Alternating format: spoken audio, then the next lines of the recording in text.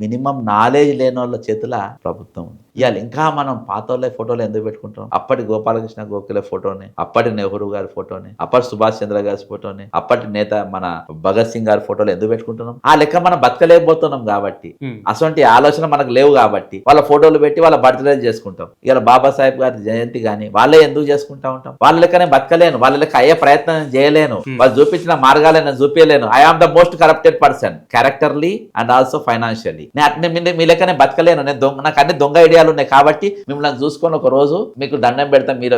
మీరు చేయబట్టి ఈ రోజు నేను మంచిగా దోపిడీ చేసుకున్నా కాబట్టి ఆయన దండం పెడుతున్నాం అంతే. ఇలా బాబాసాహెబ్ గారు అంబేద్కర్ గారి ఫోటోకి ఎందుకు దండం పెడుతున్నాం? ఎందుకు ఈ రోజు మనం సెలబ్రేట్ చేసుకున్నాం? ఆయన మీద ప్రేమతో కాదు, నువ్వు ఇచ్చిన ఫలాలను మేము ఎంజాయ్ చేస్తున్నాము, మేము మంచిగా దీన్ని రాజ్యాంగాన్ని మొత్తం ఉల్లంఘిస్తున్నాము, మేము దీన్ని సర్వనాశనం చేస్తున్నాము, నువ్వు అందరికి రైట్స్ ఇచ్చినావు, ఆ రైట్స్ లేకుండా మేము చేస్తున్నాము, నీ లెక్క మేము బతకలేము కాబట్టి ఇటువంటి మన మహానుభాని నువ్వు ఒక్కనే ఉన్నావు, నీ తర్వాత నీ అసొంటి ఎవరు పుట్టలే మేము ఉండబోం కాబట్టి దండం పెడతాం. ఎవరెవరైతే వాళ్ళ ఆశయాలు ఫుల్ఫిల్ చేయలేదో, ఎవరైతే ఫోటోలు పెట్టుకుంటారో వాళ్ళ ఆశయాన్ని ఫుల్ఫిల్ చేయని వాళ్ళంతా వాళ్ళ దండం పెడతారు. ఎందుకు దండం? నీ లెక్క నేను చేయలేను.